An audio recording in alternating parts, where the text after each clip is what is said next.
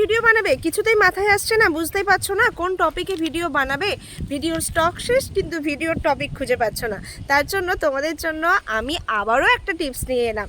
দেখো, তোমাকে প্রথমে ভাবতে হবে যে তুমি কোন টপিক নিয়ে কাজ করো, মানে তুমি মিউজিক ভিডিও নিয়ে কাজ করো নাকি তুমি অরিজিনাল কন্টেন্ট নিয়ে কাজ করো।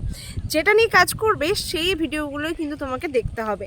তুমি সোজা চলে যাবে ফর ইউতে, ফর ইউ এর ভিডিওগুলো তুমি দেখতে থাকবে। সেখানে অন্যের ভিডিওগুলো দেখে, ধরো তুমি মিউজিক ভিডিও বানাচ্ছ, তাহলে তুমি যখনই ফর ইউতে যাবে তোমার সামনে কিন্তু ফেসবুক বেশি বেশি করে সাজেস্ট করবে যে ট্রেন্ডিং মিউজিক ভিডিওগুলো চলছে সেইগুলো। তো তুমি সেখান থেকে ট্রেন্ডিং মিউজিক ভিডিওগুলোকে ইউজ করতে পারো, সেগুলো নিয়ে তুমি ভিডিও বানাতে পারো। আর যারা ইনফরমেটিভ ভিডিও বানায় তাদের ক্ষেত্রেও কিন্তু ফর ইউর ভিডিও যদি তোমরা দেখো, সেখানে দেখবে অনেকে অনেক সুন্দর সুন্দর টপিক নিয়ে ভিডিও বানিয়েছে। সেই টপিকগুলো কিন্তু দেখে নিয়ে তুমি নিজের মতো করে আবার সুন্দরভাবে ভিডিও তৈরি করতে পারো।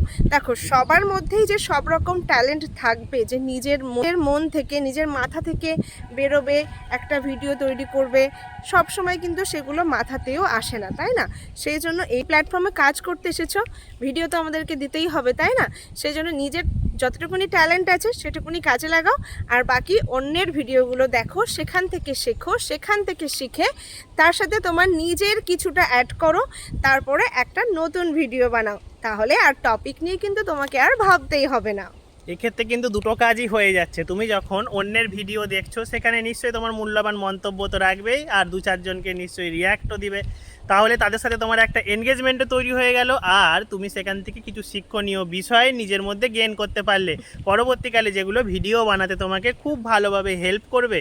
তাহলে কেমন লাগলো এই টিপসটা জানাতে কিন্তু একদম ভুলো না, আর ভিডিওটা ভালো লাগলে সবার মধ্যে শেয়ার করে দিও।